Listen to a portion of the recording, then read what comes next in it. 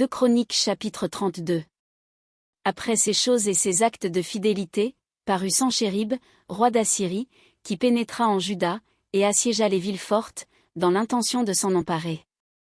Ézéchia, voyant que Sanchérib était venu et qu'il se proposait d'attaquer Jérusalem, tint conseil avec ses chefs et ses hommes vaillants, afin de boucher les sources d'eau qui étaient hors de la ville, et ils furent de son avis. Une foule de gens se rassemblèrent, et ils bouchèrent toutes les sources et le ruisseau qui coule au milieu de la contrée.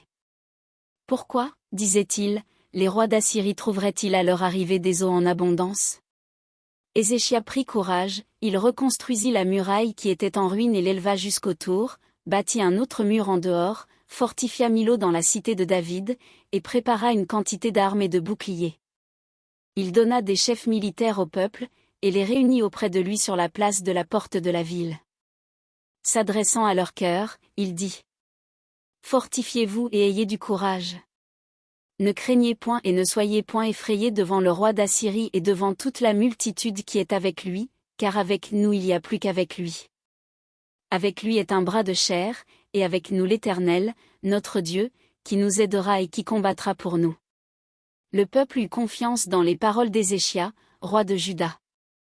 Après cela, Sanchérib, roi d'Assyrie, envoya ses serviteurs à Jérusalem, pendant qu'il était devant l'Aki avec toutes ses forces, il les envoya vers Ézéchia, roi de Juda, et vers tous ceux de Juda qui étaient à Jérusalem, pour leur dire : Ainsi parle Sanchérib, roi d'Assyrie, sur quoi repose votre confiance, pour que vous restiez à Jérusalem dans la détresse?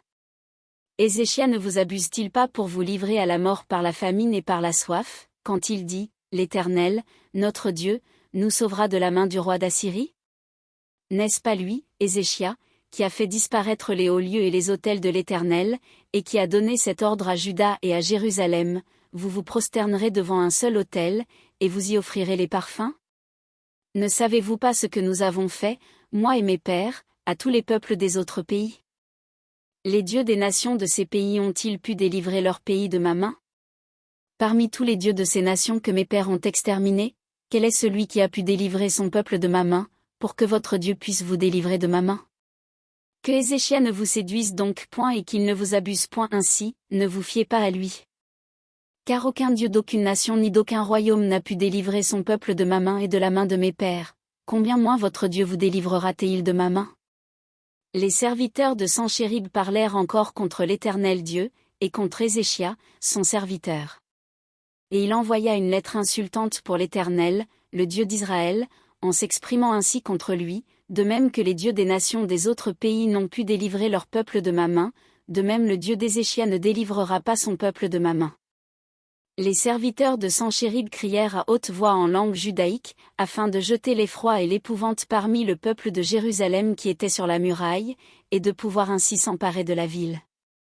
Ils parlèrent du Dieu de Jérusalem comme des dieux des peuples de la terre, ouvrage de main d'homme. Le roi Ézéchia et le prophète Ésaïe, fils d'Amo, se mirent à prier à ce sujet, et ils crièrent au ciel. Alors l'Éternel envoya un ange, qui extermina dans le camp du roi d'Assyrie tous les vaillants hommes, les princes et les chefs. Et le roi confus retourna dans son pays. Il entra dans la maison de son Dieu, et là ceux qui étaient sortis de ses entrailles le firent tomber par l'épée.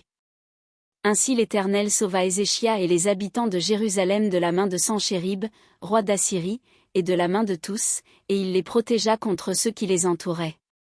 Beaucoup de gens apportèrent dans Jérusalem des offrandes à l'Éternel, et de riches présents à Ézéchia, roi de Juda, qui depuis lors fut élevé aux yeux de toutes les nations.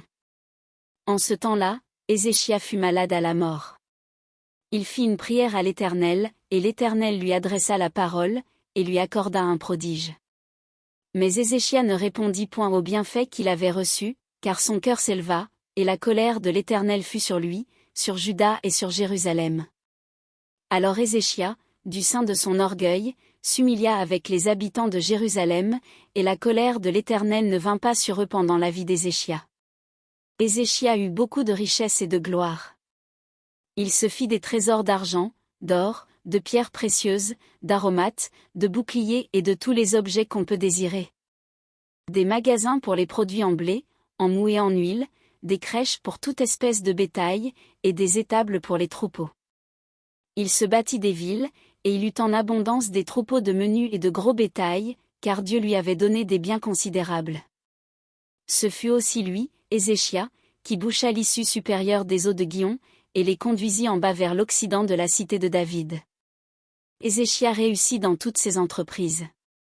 Cependant, lorsque les chefs de Babylone envoyèrent des messagers auprès de lui pour s'informer du prodige qui avait eu lieu dans le pays, Dieu l'abandonna pour l'éprouver, afin de connaître tout ce qui était dans son cœur. Le reste des actions d'Ézéchia, et ses œuvres de piété, cela est écrit dans la vision du prophète Ésaïe, fils d'Amo, dans le livre des rois de Juda et d'Israël. Ézéchia se coucha avec ses pères, et on l'enterra dans le lieu le plus élevé des sépulcres des fils de David. Tout Juda et les habitants de Jérusalem lui rendirent honneur à sa mort. Et Manassé, son fils, régna à sa place.